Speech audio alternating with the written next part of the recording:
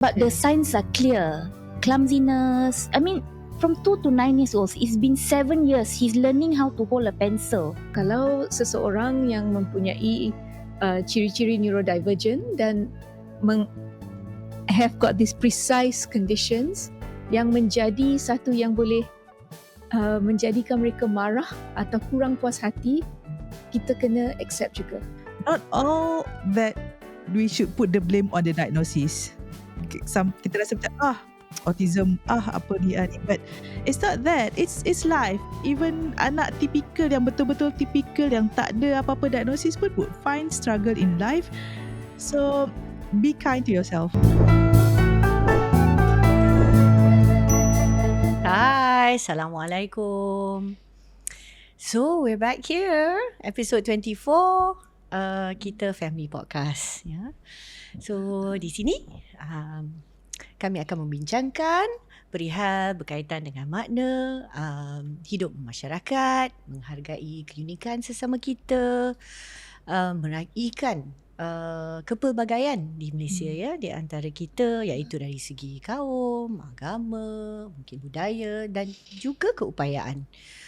Kita menghargai hidup secara inklusif yang mengambil kira keperluan segenap lapisan masyarakat, terutama bagi mereka yang kurang atau berkelainan upaya.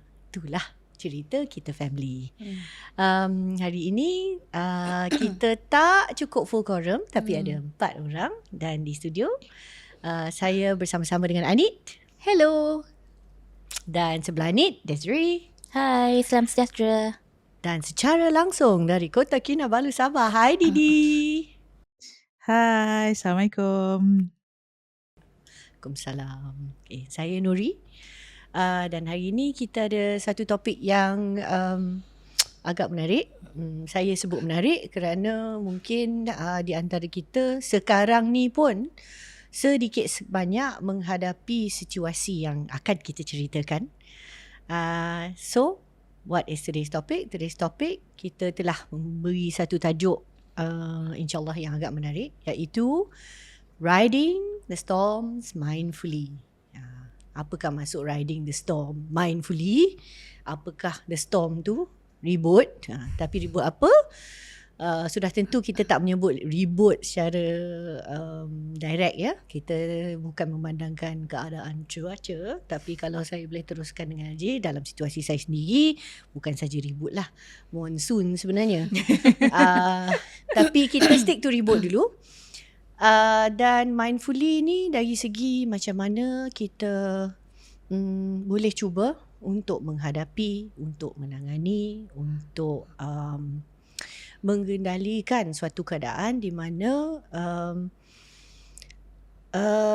yalah, ribut berlaku di rumah keluarga kita, dari segi sesuatu yang besar, yang mungkin susah kita hadapi, tidak selalu berlaku, membawa kepada mungkin keadaan yang agak cemas, perasaan seperti kerisauan, mungkin takut, susah kita nak handle. Tetapi perlu juga kita nak ingatkan, ribut ni biasanya akan adalah tamatnya juga, right? The storm will pass, but while we are facing the storm, what does that mean and what can we do? Sudah tentu kita semua akan menghadapinya pada masa-masa tertentu, terutama sekali dalam keluarga yang mempunyai individu anak neurodivergent. Kerana bagi mereka, sebagai contoh, mereka lebih suka menghadapi keadaan seperti perubahan. Kadang-kadang anak-anak neurodivergent kita pun mungkin melalui permasalahan yang berkaitan dengan perkara sensori. So ini membuatkan mereka agak lebih sensitif, right? So mungkin akan terjadilah keadaan di mana ribut yang kita hadapi tu sama ada mungkin lebih kerap ataupun ribut dia lebih besar. So how are we going to handle some of these situations? Dalam episod-episod sebelum ni, kita pernah menyebut lah tentang beberapa situasi yang boleh kita hadapi dan sudah tentu akan ada pendekatan-pendekatan yang dapat kita lakukan. But I think today we want to get into something a bit more specific dan saya sebagai moderator hari ini ingin bertanyakan lah kepada sahabat-sahabat dan sisters saya, mungkin kalau kita boleh memberi contoh yang khusus, ya, mungkin yang pernah kita mengalami. And kalau boleh saya nak pecahkan di antara, sebab kita biasanya dalam podcast kita akan ada 2 segmen kan. Satu mungkin ribut yang berkaitan dengan anak kita sendiri. So that's the eye of the storm. Tapi mungkin yang keduanya, kalau boleh kita nak ceritakan maybe a storm dalam family, and then sometimes it's maybe something that kita sendiri yang hadapi. Dan kita adalah penjaga utama, primary caregiver. So how is it that we're going to handle and manage these things, and what is it really can we do dalam keadaan seperti ini? Sebab sudah tentu akan ada terutama hidup di Malaysia. But you know, that aside, it's true, life is just like that, right? So I watched last week's episode that I had missed, and there was a little reference to good old Clubhouse and Popcorn Style. Yes. So I nak tanya antara the three of you, is there anybody tergerak untuk start dulu? Boleh? I'm looking at you, Didi. Alah, tak apa, siapa. Ya, Ani, are you ready? Okay. Huh? Okay, Didi Boleh, dulu boleh. sebab Didi tak ada, because masalah teknikal minggu lepas. Yeah, we missed you also. They missed us apparently, Didi. Silakan. Yeah, we Kita missed you mulakan all. dengan Didi. So when Didi goes, that will set the tone, whether we're talking about the eye of the storm coming from Which perspective you know, first? which perspective dulu. Yeah, okay. Silakan, Didi. Okay, I want to go simple dulu, meaning that kita cakap pasal storm dalam konteks family yang ada anak autistik, tak boleh lari dengan kisah-kisah meltdown, throwing tantrum. So bila anak saya dah semakin membesar, dah banyak vocabulary, dah banyak pergi terapi, banyak yang saya belajar melalui pengalaman kami dan apa yang diceritakan dan diterangkan oleh anak saya. Sebab selama ni kan bila kita tengok anak meltdown, kita rasa kenapa ni? Kenapa rasa susah? Kenapa anak orang lain tak meltdown macam ni? In fact, kalau kita bandingkan, itulah kata tak boleh banding, tapi bila ada 2 orang anak autism ni, kita still kan tengok kenapa yang seorang ni meltdown dia macam ni, kenapa yang seorang ni macam ni. Jadi yang kita belajar secara teori daripada workshop, daripada pengalaman orang lain tak sama dengan apa yang kita belajar daripada apa yang keluar daripada mulut anak tu sendiri. Jadi itu yang saya nak kongsi. Selama ni kan kita rasa meltdown, tantrum ni satu yang anak kita boleh control. Anak kita insyaAllah boleh improve. Tapi waktu kejadian tu kan, kita rasa benda yang menyebabkan punca tu sebenarnya tak besar mana. Kita rasa macam kenapa tak perlu besarkan masalah ni? Kenapa outcome dia punya behaviour tu macam tu? Tapi kan bila saya tanya anak saya, awak tahu tak awak punya reaction ni terlampau besar berbanding dengan saiz masalah awak. Kan kita ada satu modul kita belajar size of the problem and size of the reaction. Tapi jawapan anak saya, but mama, it felt big. I felt like as if I was in danger. Sebab kita selalu cakap macam, jangan menjerit. You are not in danger. Why you have to scream? Tapi dia explain sebenarnya dia rasa tak selamat, dia rasa tak boleh kontrol, dan kemudian lepas kita explain, maksudnya bila dah tenang, dia pun akan minta maaf, dia pun rasa sepatutnya dia tak perlu buat macam tu. Tapi bila kita memahami apa sebenarnya perasaan dia ketika tu dan kenapa dia tak boleh nak manage emosi dia sewaktu dia mengamuk tu, sewaktu dia meltdown ke, tantrum ke. So, barulah kita rasa lebih sabar, kita boleh terima. Walaupun hakikatnya ada masa meltdown yang sama, tantrum yang pada level yang sama, maksudnya tahap apa kan, kalau taufan tu, apa, level berapa-berapa kan. Level dia sama, tapi tiba-tiba mama dia pula yang datang dengan dia punya angin. So, kenapa? Kenapa kita macam tu? Dan bila saya lihat balik kan, kita selalu, reflect lah. Bukan setakat tengok, oh anak kita observe anak kita, okay sekian-sekian. Dia punya, tolerance you kepada masalah you apa semua. Tolerance diri kita sendiri. Rupanya macam kita punya, I would say bandwidth tau. Kita punya, capacity untuk manage, perasaan tu, kita nak regulate, kita boleh nak tenang dan face it like dengan sepatutnya ataupun kita pun naik sama dengan anak kita. Depends on kita punya emosi pada keadaan tu. Contoh, kita sendiri lapar ke, kita sendiri tengah marah dengan seseorang ke, kita tengah rushing. Selalunya itu yang masalah, macam bila pagi kan kita macam, "Oh nak pergi sekolah, nak cepat nak cepat." Kita tak bagi masa yang cukup untuk anak kita tak bagi extra time. Jadi bila kita rasa lambat, kita mulalah nak marah. So itu antara benda-benda yang mempengaruhi lah macam mana kita manage storm tu. So I would say throughout the years, dah makin lama, dah 10 tahun dah kan anak-anak dapat diagnosis.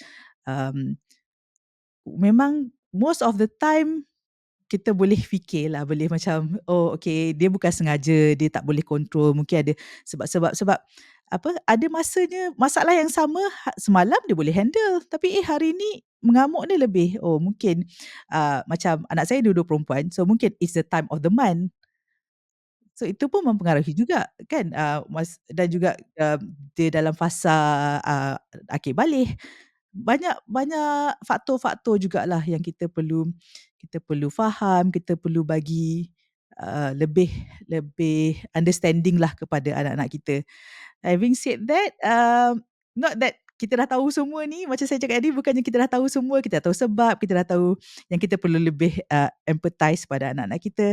That every storm tu kita dapat face dengan tenangnya, sebab yelah ada masa typhoon lah bila storm bertemu storm kan. So, I think, I want every mothers to know that if you lose it sometimes, you're not alone. Tapi insyaAllah, because we have knowledge, we have experience, things will be easier and we can face the aftermath of the storm better, insyaAllah. Yeah. Yeah, that is a good one. Thank you for setting the tone like that. Didi, kalau saya boleh tanya, okay, I think I just want to confirm that maybe we all have the same understanding of this. You use both the words tantrum dengan meltdown. Yeah. So dua-dua perkataan ni digunakan.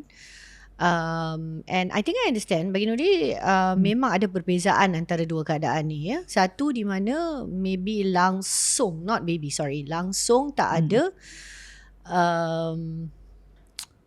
kebolehan untuk mengawal perasaan diri sendiri, situasi and all that. That's the meltdown lah. Yes. Right? So dia bukan saja-saja nak membuatkan atau dia memilih untuk meltdown, right? Dan keduanya, tantrum ni is more understood that yes, there could be something yang mengganggu, they are upset, but there is still some measure of control ataupun a desired outcome. Ada something yang dia nak atau connected to that whole thing. Do we have the same understanding of tantrum and meltdown, or can you share why you use those two words, please? Okay, of course, simple definition you would say that tantrum tu sebab nakkan sesuatu. Tapi what I see on my children, especially on my second child, walaupun memang ada benda yang dia nak out of it, like ada something upsetting her lah, something. Macam semalam, what happened was dia tengah buat drawing dan bila dia nak padam tu, kertas tu terkoyak. So she was really upset, and then I came up with the idea that why don't we scan on a new paper so that kertas barulah, tapi the lukisan yang dah sedia ada tu akan transfer on a new paper. Tapi dia still marah. Still marah, dan dia memang tak boleh control walaupun boleh bercakap, tak totally lost control, but the temperament, she was like angry for 2 hours. Tapi bila bila dia dah settle tu, dia okay and dia tahu apa yang jadi sebelum tu. But this thing kan, ada masanya benda yang lebih besar tau, masalah yang lebih besar yang kita rasa, "Oh, this should upset you even more," but dia boleh handle, dia boleh manage. So I think it's also like, depends dengan faktor-faktor, contoh macam dia dah sensory overload ke before that, how the day had been, going on lah. Dia ada accumulation of stress daripada siang ke, dia ada, expectation yang tak tak apa, tak sepatutnya ke. Jadi, dia sebenarnya still tak boleh kawal because kalau kita cakap pasal tantrum yang biasa, it's about macam nak menunjuk, like power struggle, like, "Oh, I'm showing that, with my tantrum, you would give in." But this is not about her, yeah, about her wanting me to give in. There's nothing that I could give. It wasn't that. It's just that the way that dia punya pemikiran dah tak boleh tau, dia macam tak boleh nak rationalize, itu yang bila dia explain balik, "Mama, it was big to me, it felt big."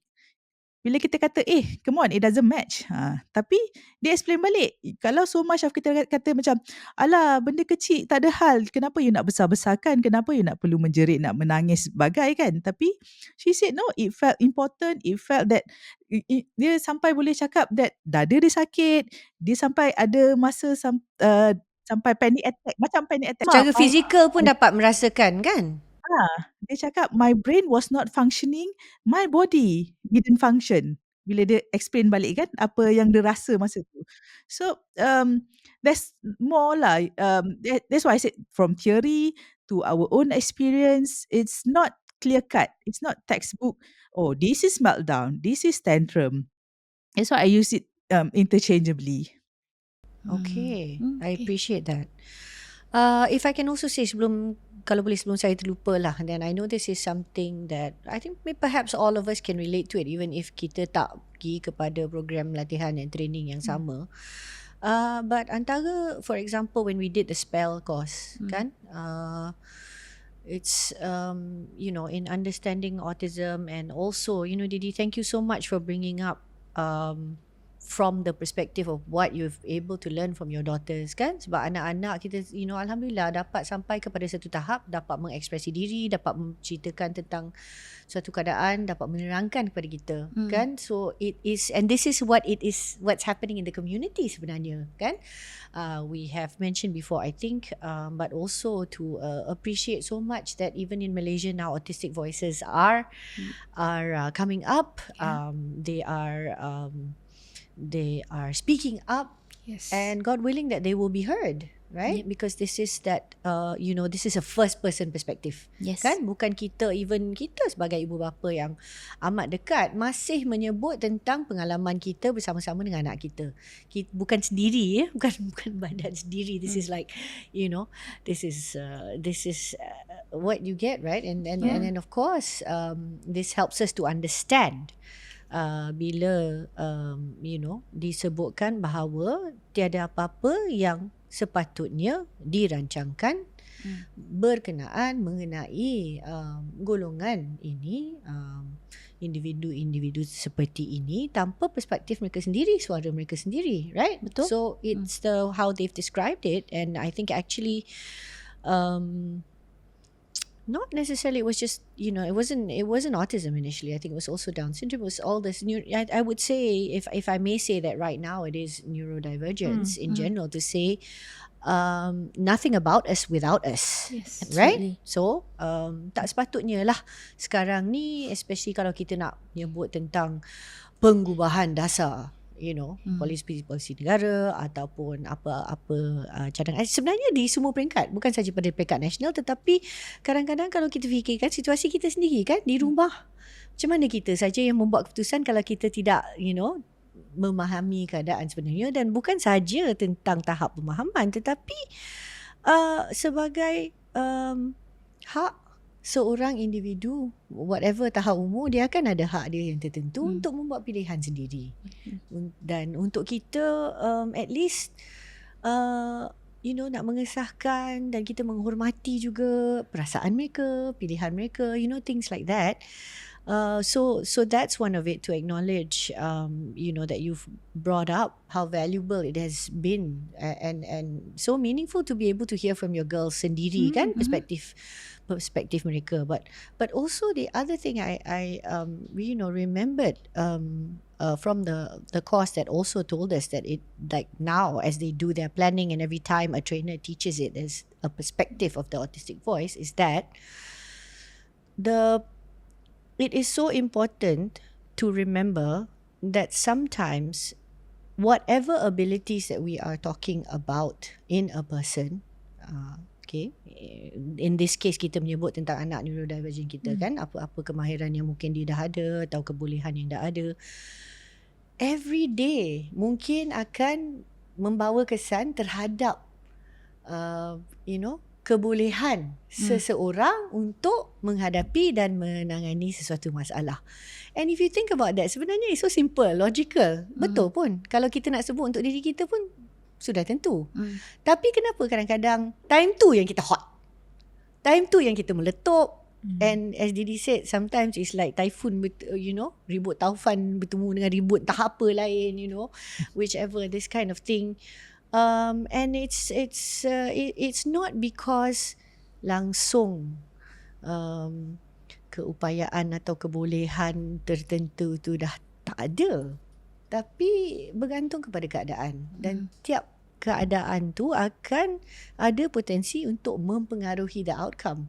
So I appreciate that you said that, Didi, also, and the fact that the reminder to us is that kerana kita pun sudah menjadi sebahagian daripada keadaan dan suasana ketika ribut tu sedang berlaku, kita turut akan mempengaruhi apa yang akan berlaku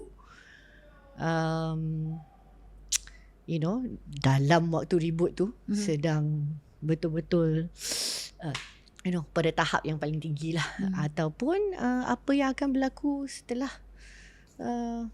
ia tamat, kan? Adakah ia akan tamat dengan secara yang at least selamat, right? Or is it something else? Because the storm will calm down, but what's happened after that, right?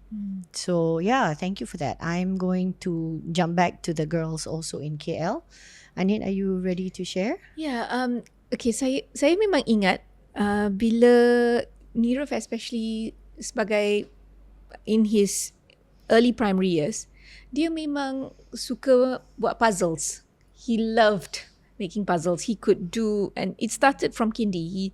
You give him a puzzle, he would fix it. And I think I realized the extent of his fascination. He was so precise on doing it. He would clean the table, put it all there, and then lepas tu dia akan atur, dia nak buat. And saya belajar bagaimana nak control reaksi bila saya nampak satu puzzle yang saya tak check sebelum bagi dia kekurangan 2 piece. Yelah. So bila kekurangan hilang 2 piece, ni kerap berlaku lah dalam puzzle-puzzle. He went berserk. Apa yang telah pun buat pun dia destroyed. Dia musnahkan. Pak. Okay. Some people said, no, this is normal. It happens to neurotypical kids. Tapi untuk dia, bila dia dah calm down, masa tu saya pun marah sebab saya dah nampak effort yang dia masukkan untuk buat puzzle dah berpuluh-puluh, dah beratus-ratus. Beratus-ratus tu takkanlah 2 piece tu tak apa. Saya akan shade dekat dalam ke, saya akan colour ke, tak apa, boleh je. Sebab masa tu I'm like, dah berapa jam dia buat ni, lepas tu dia musnahkan. Tapi dia cakap pada saya, like Didi, you said they communicate, and he said all he could see was the 2 missing pieces. Itu perspektif dia. Padahal kepada yang lain, kami melihat gambar yang telah jadi dan tidak fokus kepada missing pieces. Tetapi dia fokus pada missing pieces. Dan dia inginkan, sebab di rumah nenek dia, rumah mendiang mak saya. Dia juga suka buat puzzles. Lepas tu dia akan bawa ke kedai, dia akan letak board, lepas tu akan frame. So dia pun inginkan puzzle yang dia buat tu dijadikan satu gambar untuk digantung. So pada dia asyik nampak two missing pieces itu. So bila saya cakap dengan dia dan pergi terapi untuk focus on the bigger picture and not the two missing pieces and the two details, dengan masa yang berlalu, beliau boleh cuba, like, he'll come back to it, but at least it didn't become his hyper focus. So, you know, and that made me realize that they all have personalities, and this was a personality trait based on his condition.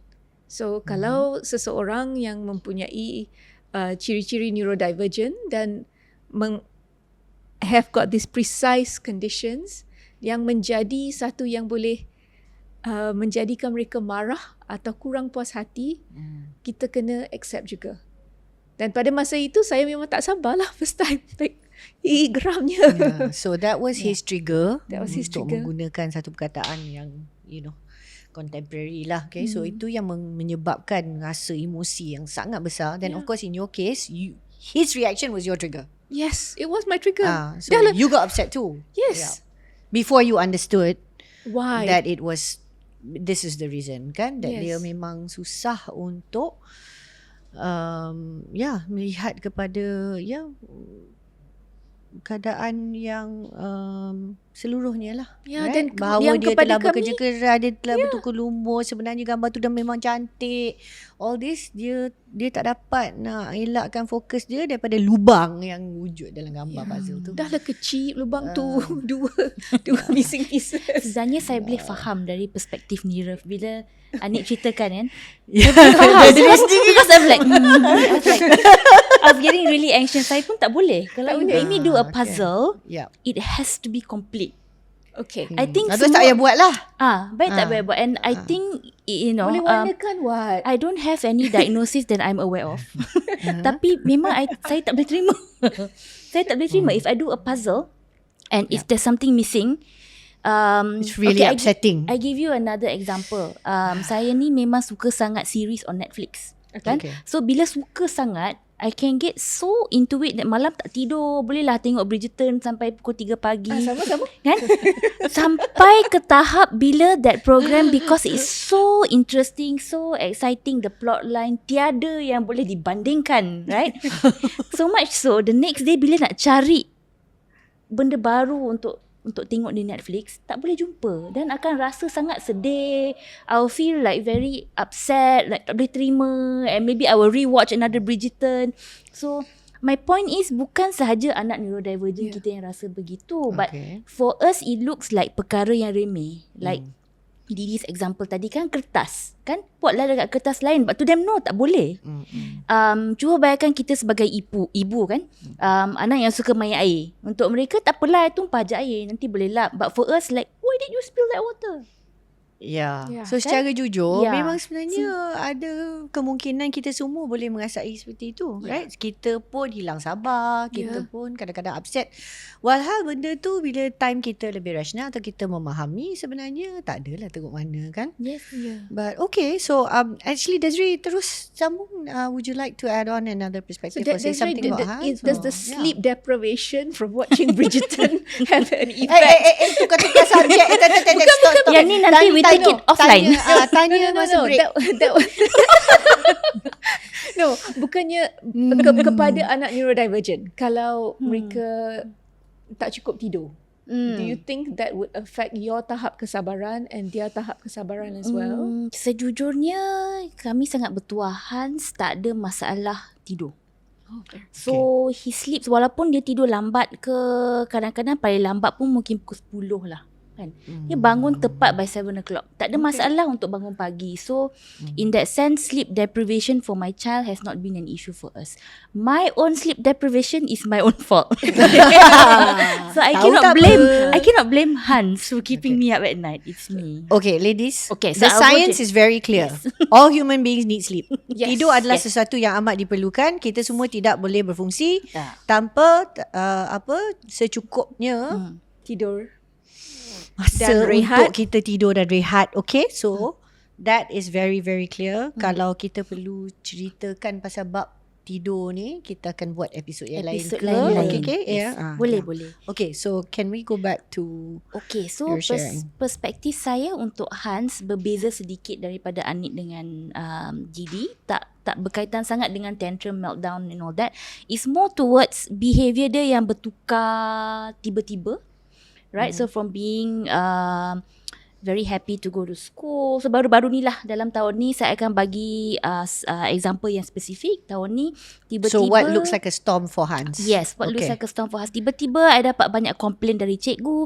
Oh, Hans tendang kawan, Hans tendang cikgu, Hans cubit kawan, tarik tangan. So this is dekat rumah pun sama. Dia akan cuba tendang saya, to button pushing and what not. And these are clear tantrums, bukan meltdown. Memang dalam kawalan, masih dalam kawalan dia. Bad weather. Yes. So, initially I blame myself sebab dalam the first part of this year memang saya sangat sibuk with some of my volunteer work. I blame myself initially, tetapi bila I was a bit more free, event yang besar pun dah habis, I really look at the matter. And now that we are already second half of the year, sebenarnya to ringkaskan, masalahnya dua. There are two big issues yang saya dapat kena pasti. First is memang ada sesuatu di sekolah yang mengganggu dia. Ya, saya takkan cerita dengan detail sebab memang we sayang the school, sayang the cikgu, ramai pun tahu Hans pergi ke sekolah mana. Tetapi memang ada satu cabaran halangan di sekolah dan saya telah pergi ke sekolah berbincang dengan cikgu-cikgu beberapa kali and we came to a fairground. Dan the situation has been handled sebenarnya. So perubahan dalam masa 2-3 minggu ni sangat positif. Okay. So the kicking has stopped, the pinching has stopped. Pinching tu sebenarnya button push. So I cakap dengan cikgu, you tahan je lah bila dia cubit, don't give a reaction. Kesian cikgu, nanti saya beli hadiah ya cikgu. So it actually worked. Bila she didn't react to the pinching, he stopped, right? So that aside, masalah yang kedua now, which is a storm that hasn't been completed, sebenarnya saya pun perhatikan from the training dan learnings yang saya lalui, dan juga the fact that Hans memang telah mendapat terapi seawal-awal as early intervention as it can be. From the age of 2 kan dia dapat diagnosis awal, being in occupational therapy, in an EIP setting, working on the fine motor skills, gross motor skills sejak umur 2 tahun sampai sekarang dah masuk 9. There are still challenges dengan handwriting dia, cara dia pegang pensel. So it's not from the lack of therapy. My mind knows it's not from the lack of therapy. So bila saya observe Hans buat kerja rumah dia, and now he's restarted speech therapy di center yang lain, observations from new therapists and old therapists and me, and sebenarnya baru saja dapat the message as we were recording from his oldest OT that she is somewhat confirming my suspicion that mungkin Hans ada another comorbidity, which is dyspraxia. Sebab the signs are clear. Clumsiness. I mean, from 2 to 9 years old, it's been 7 years. He's learning how to hold a pencil. Takkanlah sampai sekarang he's still struggling, and I can see and I can feel him struggling to do it. Bukan dia tak nak. Bukan dia tak nak. I can see the struggle.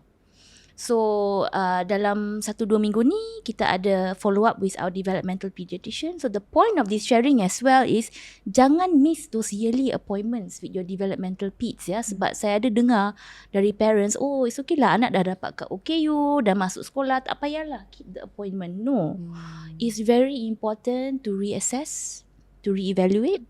I'm lucky I have a support system that I have seen it. So now saya pergi ke next step, which is pengesahan from the actual developmental peds.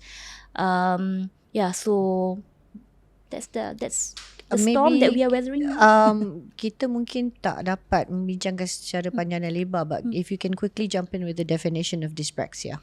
So dyspraxia ni biasanya is the as our kakak explained to me the other day, it's basically your core is not strong enough, therefore you have challenges dengan fine motor and gross motor skill. So it comes in the form of clumsiness. Kan orang yang selalu jatuh ke sini ke sana. So initially we thought Hans ni memang dia in a rush sebab dia nak cepat kan, but actually it's clumsiness. Sikit-sikit dia boleh jatuh, sikit-sikit dia boleh jatuh. The other thing is the fine motor skills. I think one clear example is I think Daniel Radcliffe, he can't tie his shoelaces. He's dyspraxic. So benda yang butang yang kecil, is the handwriting, actually is a whole host of other things. Sekarang ni Desiree pun tengah belajar semula what exactly is dyspraxia. So dyspraxia is the family of all the this family, which includes apraxia as well. So memang pun Hans dah ada apraxia of speech. So the dyspraxia shouldn't come as a shock to us sebab memang di dalam family yang sama lah. So dyspraxia is either gross motor and fine motor, and then there's dyspraxia in the form of apraxia of speech. So it's praxis is basically your ability of your body to do something lah, Yes, right? ability It's to like and then this one is related to the core. So whether it's like maybe some connections are not quite being made, or Yes. it's not quite strong enough. I mean dia basically kalau kita memahami satu keadaan tu, dia memerlukan cara yang khusus lah Yes, untuk cara kita yang khusus. menangani. Sekarang kita dah tahu perlu ada adjustment lah dalam terapi yang telah dilakukan. Didi, I want to be mindful. Yes. Didi, I want to be mindful that you're over there, and sometimes you're not sure when to jump in. But before we go to break, I think we'd like to go to break soon. Kalau Didi nak add on to anything so far? Well, that's the thing. Kita all the storms that we are going through, right? There's no such thing as the storms are all behind us. There's always new challenges, new struggles. So um, it's just life, and sometimes not all that we should put the blame on the diagnosis. Kita rasa macam autism, apa ni ni, but it's not that. It's life. Even anak tipikal yang betul-betul tipikal yang tak ada apa-apa diagnosis pun would find struggle in life. So be kind to yourself. That's a good note to take a break on. Yeah, Absolutely. absolutely. All right, we'll be back. Hai semua, we are back with part 2. Episod kita pada kali ini membincangkan it's something that happens to all of us lah, which is and what we would like to share today is riding the storm mindfully, menangani situasi yang terasa seperti ribut dengan cara yang sebaik mungkin lah, right? Ataupun dengan cara di mana kita telah mengambil kira situasi, dan berusahalah untuk menanganinya dengan elok, right? Not just to be reactive. Tak adalah kita mengambil keputusan atau membuat sesuatu tanpa memikirkannya. Jangan kita pula add to the storm, right? Itulah antara sebab kita nak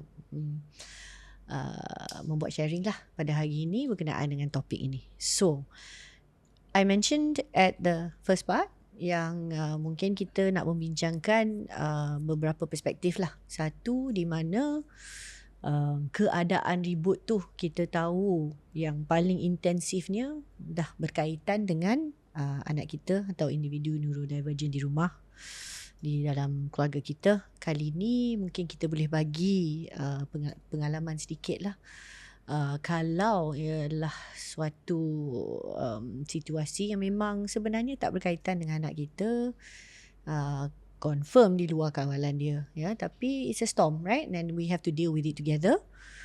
We have to deal with it for ourselves. And also the mindful part is how, especially if you're a primary caregiver or you're a parent in the family, how is everybody going to be okay, right?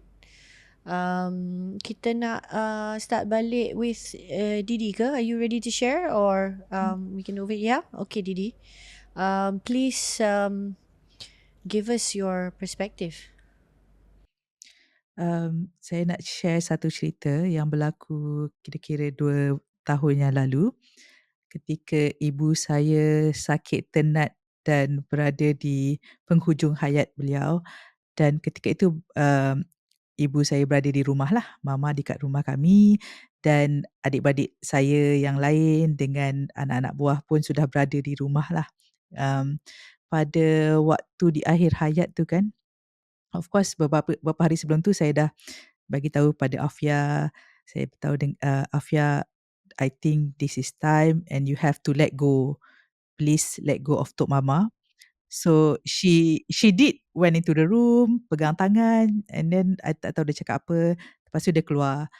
And true enough, dalam 2 hari lepas tu ketika, arwah meninggalkan kami, ketika tu, memang apa, dalam keadaan semua orang berkumpul lah dalam bilik dan agak agak bukan, boleh kata panik juga sebab walaupun kita tahu memang dah sampai masa semua orang dah redha, tapi, ketika tu anak saya kedua-duanya berada dalam bilik lain. Dan saya tahu ketika itu walaupun anak-anak buah yang lain semua berada di samping ibu saya bersama semua anak-anak, arwahlah, adik-beradik saya semua. Saya tahu itu bukanlah masa untuk saya memanggil anak-anak saya untuk join sekali.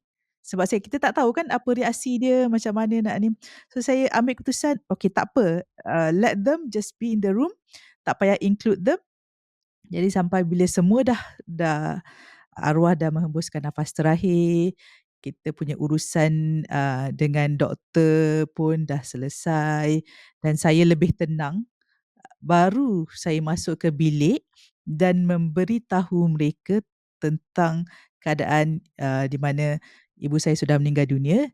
Dan ketika tu barulah, anak saya, of course reaksi dua-dua beza. Satu dapat menerima dengan tenang sebab dah ready. Seorang lagi menangis dengan begitu, eee, sangat terasa-asa dan anak-anak buah yang lain, cucu-cucu lain semua dah settle, dah berhenti menangis, tapi anak saya baru mula menangis. Dan itu adalah satu decision yang saya buat sebab saya tahu, saya sendiri tak boleh handle kalau anak saya berada bersama-sama di sisi arwah pada saat-saat akhir, sebab emosi saya kan, saya sebagai anak sendiri, of course, berat kan hati kita waktu tu. Dan saya tak tahu saya boleh handle, memang saya rasa bukan saya tak tahu, saya confirm saya tak mampu untuk uruskan emosi anak saya tidak berada dalam keadaan yang saya boleh tenangkan anak saya, sebab saya sendiri dalam keadaan yang paling sedih, yang paling sukarlah, satu situasi yang paling sukar yang kita kan, dalam kehidupan kita. Ya, so itu satu contohlah di mana ya, saya cuba untuk bukan tak nak includekan, tapi sebab dari mula pun mereka sudah berada dalam bilik lain, jadi kita spare lah sebab berita tu masih berita yang sama. Of course kita still perlu update, tapi bila dan bagaimana kita nak beritahu tu, itu keputusan yang saya buat lah. So Didi, Didi sebab arwah mama Didi sakit agak lama kan. So Didi, okay, maknanya Didi dah terpaksa memikirkan senario ni ya. Hmm. Didi Tapi sendiri dah terpaksa memikirkan senario ni lah for the moment, the day that she passes. Dan Didi dah sedikit sebanyak mengambil keputusan tu secara agak awal. Was it in the moment ke macam mana? Ketika saya, dapat merasakan yang mama betul-betul, akan pergi, semua adik-beradik saya panggil lah, saya panggil. It was like the last 20 minutes macam tu, tak sampai 20, probably 10 minutes. Memang dah dalam the week leading to that, kita dah nampak semakin menuju, ni lah, kita nampak semakin tenat. Tapi bila kita panggil semua orang tu, saya purposely tidak memanggil anak saya juga. So itu saya kata cucu-cucu lain semua pun masuk bilik berada dengan mama, ada yang baca Yasin, kami mengajar mama untuk mengucap. So jadi dalam keadaan tu memang, kita mahukan satu keadaan tenang, tapi bila semua dalam dia tidak setenang dan it it was a bit like Yelah, sedih kan, keadaan sangat sedih, chaotic yang dalam penuh kesedihan. So storm, you can imagine the storm. And also the week leading to that kan, I also made a conscious decision untuk mengurangkan my load, my commitment towards the girls. Maksudnya ada kelas-kelas terapi dan sekolah pun saya tak hantar sebab saya tahu my capacity is banyak mana dan fokus yang saya perlu berikan kepada mama banyak mana. Jadi knowing mindfully kan, you know that your limit is banyak mana, your tenaga is banyak mana, your space kan, space dalam bukan sekadar hati, dalam your mind. Sebab there are times that when things got very very hard, kita nak lead kita punya life secara rutin pun dah jadi sangat sukar. So saya tahu that I need to lighten my load at that time. Ruang dan kapasiti tu dah sangat kurang. Yeah. I had a similar situation 10 tahun yang lepas bila ibu saya tiba-tiba sakit, dan masa tu kami dalam masa 24 jam perlu membuat keputusan untuk turn off the ventilator. Dan saya dengan sengaja tidak membawa dua anak saya pada masa tu untuk berjumpa dengan dia pada saat-saat terakhir. It's because saya tahu saya memang sendiri dalam keadaan yang sangat terkejut pun ada, denial pun ada, dan belum ready untuk let go.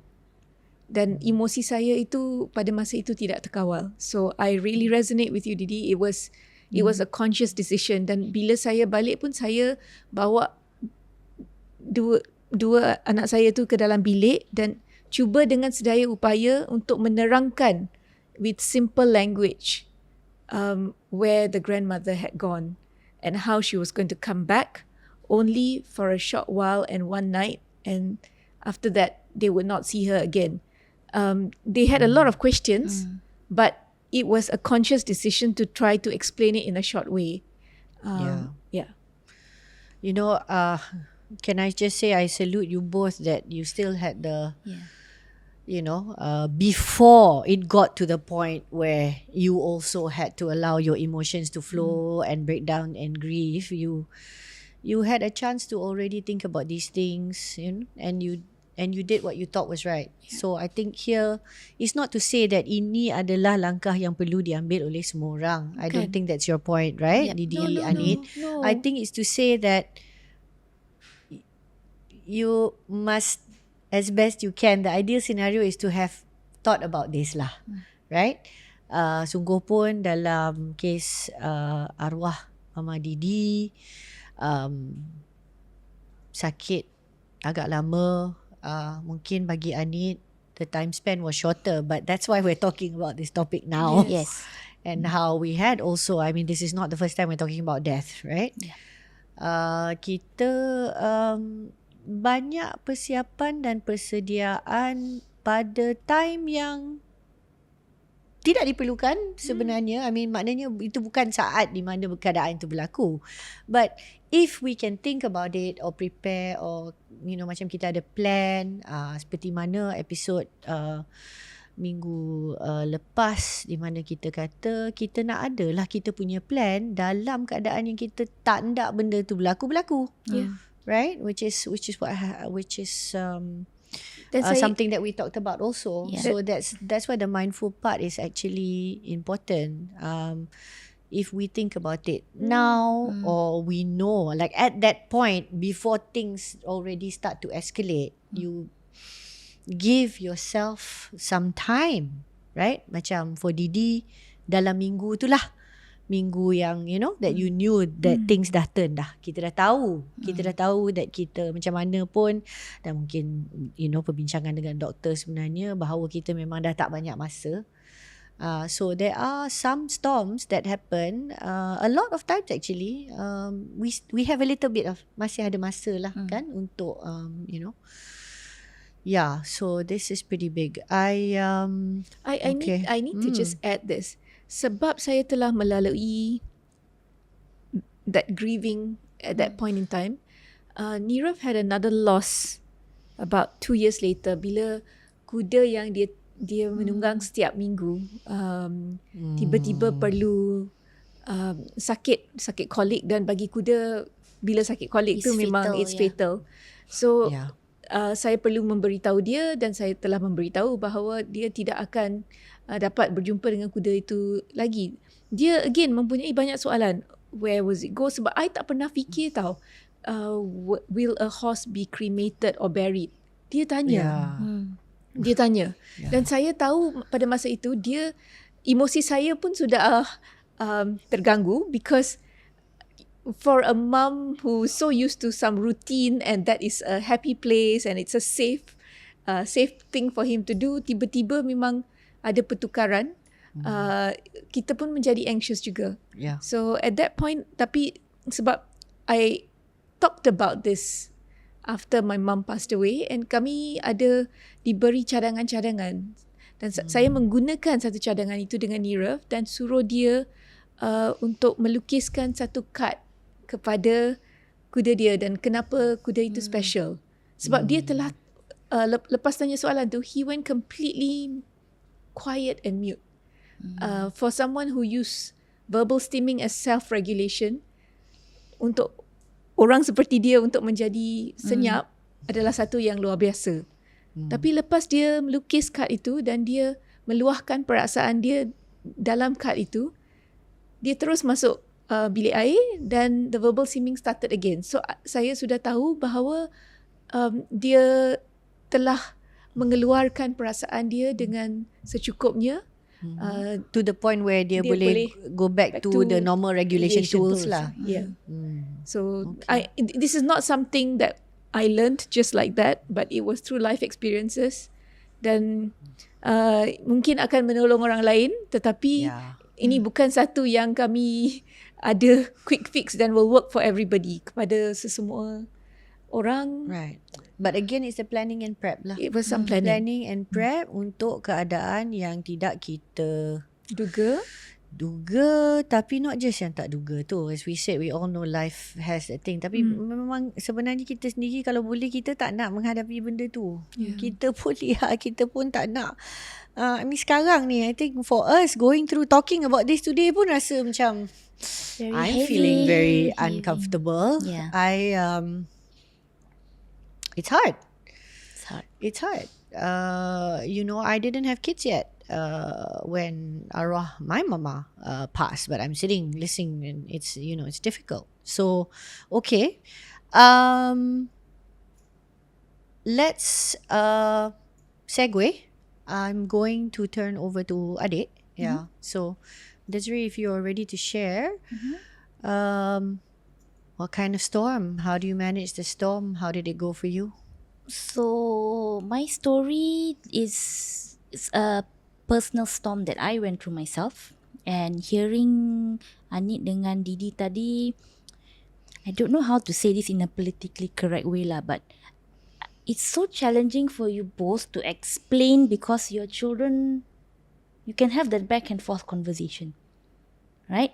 As people always assume, oh, they can speak, so it's great, you know what they're thinking, but you know what they're thinking, and can you answer all their questions? That's challenging. So with Hans, it's different, right? So in a way, I'm not saying I'm grateful that he can't speak, but in a way that part of explaining, I think in a way I'm blessed that I can allow myself to recover before I go into explaining mode, because he's not peppering me with You're questions. going to have other right? challenges though, right? So I Yes. think it's okay that you Yeah. can accept that you have certain things yang akan bagi a bit of relief, dan because akan ada cabaran lain. Absolutely. Okay, Yeah. and then mungkin ini pun while you are sitting down and go, okay lah, bersyukur that maybe I don't have to deal with it immediately. You still have to deal with it You lah. still have kan? to do it in some Yeah. way, right? Yeah. So it's okay, it's okay. I get what you mean, but I think you explained it well. I think memang PC enough, because I was actually going to say, tak apalah, cakap je lah apa tu, dan dalam kita sedang, you know, menceritakan keadaan, kita akan explain lah. Tapi tak apa, please continue. Okay, so my cerita is from, actually it's been almost 3 years. And so the journey would have started 4 years ago. So dalam episod sebelum-sebelum ni, saya ada ceritakan tentang suami saya. Dia, he had cancer. So masa my husband was diagnosed, the doctor asked us before he went for radiotherapy, because of the region where he was having the radiotherapy too, in the pelvic area, do you want to freeze your samples in case you want to have more children? Okay. And our answer on the spot was no. Right? So this was in 2017 because he was diagnosed dengan stage 3 cancer. 2 months before that, Hans was diagnosed with level 2 autism. So in the doctor's office, we both immediately said no, and we looked at each other, and then we said, okay, at least we don't have to have that conversation. Right? So thankfully, through God's grace, medical advancements and whatnot, my husband, recovered 2 years later. And then suddenly we realized that maybe we were too quick to say no, because Hans is going to grow up alone. Right? So one day when I followed my husband for his urologist appointment, and suddenly the urologist says, so is your family complete? And then we go, what do you mean? Because we were asked this what's that? question before radiotherapy just upstairs with the oncologist, and he's like, no, from my exam of you, I think you can. Have another child. It would be, because of my infertility issues, it would have to be an IVF route, right? In vitro fertilization. Okay. So then we say, okay, let's try. So it started, we, got the sample from my husband. Then for me to prepare myself took 1 year to prepare, because you have to prepare your body for IVF, right? So, I'm not going to share the detailed story. We might be here for days. Okay. Yeah, so, but to cut the longer story short, it was a very painful process on many levels for me. And this is the first time I'm using the word painful, because it's physically painful. People don't talk about it. You have to go through a lot of very invasive procedures, from injections to your tummy and a multitude of other things. Also, because of the complications of my situation, I had to do multiple testing before was ready to implant the embryos. We had a good number of embryos, and nowadays with technology that's so advanced, you can actually you can do a specific test to test the most ideal time for implantation based on your biology. Oh, Right? okay. But you have to prepare your body as if you're going for an actual implantation. So in actual fact, I had to Ini take macam that mock exam, tapi more painful than a mock exam. more painful than the actual thing. And Oh. I did that twice, because my first result wasn't great, and the second one confirmed how not so great it was. But of course, they had the window. Then, of course, when we went to the implantation process, we did it twice, and it failed both times. And I couldn't talk about it for a long time, and even now it's a bit hard to talk about it, but I think I must, because I think people need to know that it is actually like losing a child. It is your child, right? You're implanting a child into you, and it's like losing 3 children lah. In this case, the first time we implanted 1, the second round we thought, okay, more might be better, but it didn't take. So no, we believe in a higher power. There's a reason why these things don't happen. But going back to what I said earlier, that I didn't have to have that conversation with Hans, right? Because he sees me going here, going there. I mean, there are times he looks at me suspiciously when days that I was really upset, and I'll just tell him, hey, I'm just a little sad today. And we'd already done those conversations before when my husband was doing his radiotherapy and not. So he kind of understood, okay, mom is sad today, dad is upset today, so he gets that. So truthfully, I never had that conversation with Hans about the IVF and it failed and how sad I was. It's just a very short conversation, and it's hard, because how do you, even I haven't dealt with it, I think, till now properly. Yeah. How do I then explain it to a child who doesn't even know what IVF is?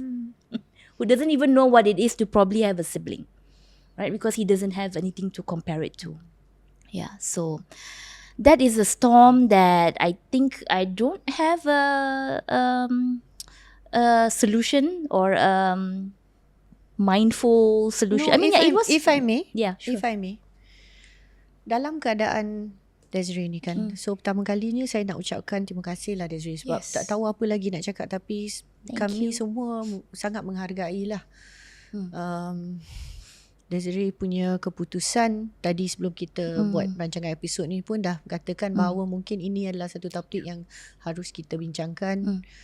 Sharing yang memang bermakna lah. And again, we don't know who it might help, even if it helps one other person. Yeah. You know, Alhamdulillah, that's like, thanks to God allowed for you to be that channel that perhaps from your pain can help somebody else with theirs if they were to go through it. So I'm going to go back to why I am interjecting now. Kadang-kadang bila kita menghadapi sesuatu keadaan yang terasa seperti ribut yang sebesar-besarnya, I think it's okay, not for every time that you do this, but sometimes I think it's okay that the decision was to just look after yourself. Yes. It's okay. Right? Yes. That it was not like, Prioritizing. oh, my kids and my parents, my husband, or my spouse, whatever, all the things that usually are our priority setiap hari. I think kadang-kadang kalau kita yang jadi priority pada hari itu, that's the right decision. Itulah keputusan yang tepat. Yeah.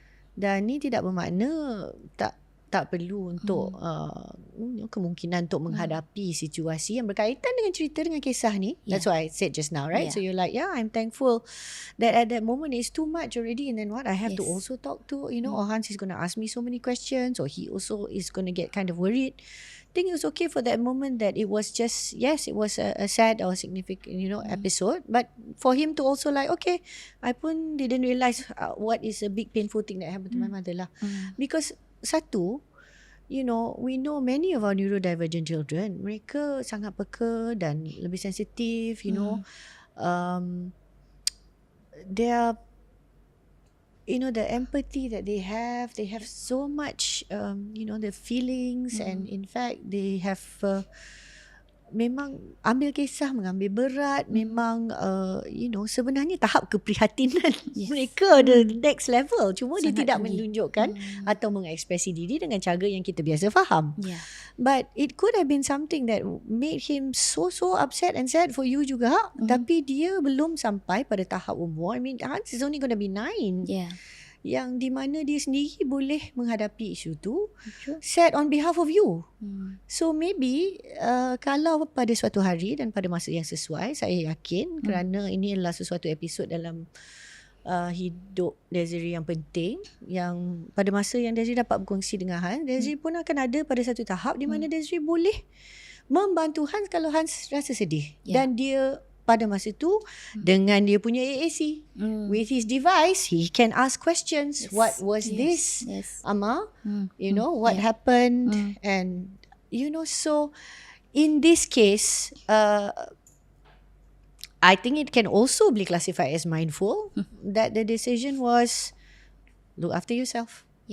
Yeah, because you Yup. didn't want to get so emotional that you started doing something that you don't want. So sometimes when you do not, No, you just can't do it. Just Yeah, accept that yeah, you can't. just I think can't. it's okay. yes, Yeah. because Yeah. kalau somebody is in your face nanti terpukul ke, we don't encourage that. Yeah. Because Yes, don't lose Lose control control. when you Control. could have That prevented prevented it it before. before. Exactly. That's Yeah. it. Exactly. Yes, because kadang-kadang kita akan lose control. Yes. Itu kita tak duga pun benda tu akan terjadi. Tapi a lot of times kita tahu akan ada satu keadaan di mana kalau I ada buat macam ni, I know. That's why when we hear all that about walk away, pause, breathe, Deep breath. don't deal with that situation in that moment, because a lot of storms, right? Even if we look at a physical storm, we can anticipate lah antara benda-benda yang boleh berlaku. Dan janganlah buat benda-benda yang akan mengeruhkan keadaan lagi. Yes. Membawa kepada satu keadaan lain yang kita tahu ada risiko tinggi untuk membuatkan keadaan lagi teruk. betul. Yep. So it's is that okay for you to say that? I don't think it's that you Yeah. didn't have a solution. That's what it was. That's what it was.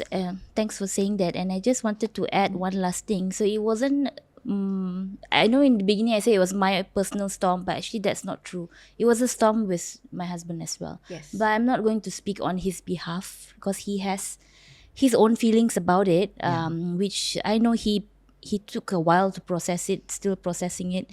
But my special shout out to all the couples out there going through IVF is please don't overlook the fathers, because it is a great loss for them as well when it doesn't happen. Yeah. And they are also in a situation seeing their wives, the loves of their life, going through not just physical and emotional pain, and they can't do anything to help. And they know that, and that, sort of kills a part of them. Yeah. So No, it's true. don't overlook the I mean, dads. Look, vicarious trauma is Yeah. a thing. We know that now. Mm. We're talking about, sometimes being blasted with images in this day. We're living in an age where war still exists. Yes. So unfortunately. vicarious, whether it's, trauma, hurt, sadness, everything. And for your spouse, your partner, right? Closest to you.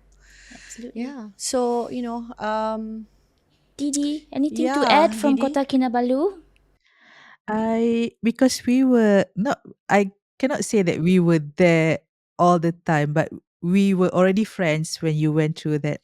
I would like to highlight how your mother and your father had been so kind to take Hans to their home so that you could have like 1 to 2 weeks just by yourself and your husband at your own house. I feel that the level of support, that was like the best. So it's Extraordinary. important. Yes. Yeah, Yes. it's Thank you, important to Mummy have and Daddy. great support system. Yeah, Yeah. Yeah. Yes. yeah, she's the Okay. best. Okay, so I'm going to do a sum up, Yes. right? So, dealing with a storm mindfully, menghadapi sesuatu keadaan yang besar dan berat dan rumit. Bagaimana kita nak menanganinya dengan sebaik mungkin. One, if you can, prepare. Prepare lebih awal. Daripada awal, mungkin mengadakan satu perbincangan atas kemungkinan benda-benda akan berlaku. Doesn't matter what it is lah. Sama ada mungkin it's like a meltdown. It could be an illness, loss of somebody, whatever. Tapi ini adalah perjalanan kehidupan dan akan ada satu masa mungkin berlaku. So prepare. Secondly, I think pull in help when you can. Of course, like get help from other family members ataupun mungkin orang yang tak akan terkesan atau terkesan pada tahap yang sama dengan kita. So get that kind of help. 3, sometimes you need professional help. So for example, kalau kita dah nampak satu keadaan yang kita memang betul-betul tak faham, jumpa pakar, right? Go back to a doctor or somebody yang lebih mengetahui. Keempat, bila kita memikirkan keadaan di mana ialah kita perlu menjaga anak kita terutamanya, semua anak kita, dan of course anak neurodivergent ni akan ada certain kind of focus juga. Jangan lupa that antara yang perlu dijaga adalah diri kita sendiri. Sebab kalau kita di dalam satu keadaan yang kita yang tak dapat berfungsi atau mungkin akan menyebabkan situasi menjadi lebih teruk sebagai contoh, dan jaga diri dululah, look after yourself first. And then also I think the second thing is not the second thing, and the last thing always lah, I think it's one of our frequent pieces of advice: be kind to yourself, be kind to others, be kind to the situation, because kadang-kadang kita tak tahu apa sebenarnya penyelesaian yang terbaik. Kita tak akan ada solusi dan jawapan yang terbaik untuk keadaan apa. Tapi kalau kita at least cuba untuk memikirkan tentang situasi itu, mengadakan perbincangan dengan orang yang terdekat yang dapat membantu. Ambil masa sedikit. Just take that little bit of time, because I tell you, if you don't or you ignore it, you will spend more time later trying to deal with that problem from a state of being tak prepare langsung. So baik kita mengambil masa dahulu So this is part of like the the planning and prep, but also prevention before things get worse. Take time, be kind, and hopefully, insyaAllah we hope that in this sharing, harapan kami semua adalah supaya siapa-siapa yang mendengar akan dapat menghadapi keadaan ribut taufan apa yang mungkin melanda di hidup anda semua. Mungkin akan ada sesuatu dari episod kita lah pada hari ini yang dapat membantu sedikit sebanyak. So thank you so much, dan juga saya nak ucapkan terima kasih kerana memberi peluang bagi kita semua. Sometimes it feels like kita ada motivasi untuk menghadapi keadaan yang mungkin berat bagi diri kita masing-masing, sebab sekarang ni kita rasa satu ada peluang dan platform, tapi rasa sedikit bertanggungjawab lah sekarang untuk memberi sesuatu yang memanfaatkan, tetapi sudah tentu kita sendiri dapat memanfaatkan daripada perkongsian. So thank you for being with Kita Family and listening to us. I'm going to do the usual reminder to please follow us on all our socials. Please like, share, subscribe. Episod penuh kita ada di YouTube dan juga Spotify, tapi social media sudah tentu ada, Instagram, Facebook, TikTok. Yes, and please communicate with us. Mungkin ada soalan nak tanya, ataupun ada cadangan, or just perkongsian. We have been so grateful to hear from so many of you. Yes. Yang selepas mendengar kisah-kisah dari kami, ada yang sanggup menceritakan kisah peribadi masing-masing. This has been really great. You are also our inspiration and our motivation. Yeah, and some have sent some amazing blessings. Yes. Thank you for that. Thank you. Thank you for expressing thanks and things like that. I mean, just amazing. So, seperti biasa. So, missing our kakak today, but I think we did okay. Yes. Yeah. Sehingga kita berjumpa lagi. Assalamualaikum. Bye. Bye.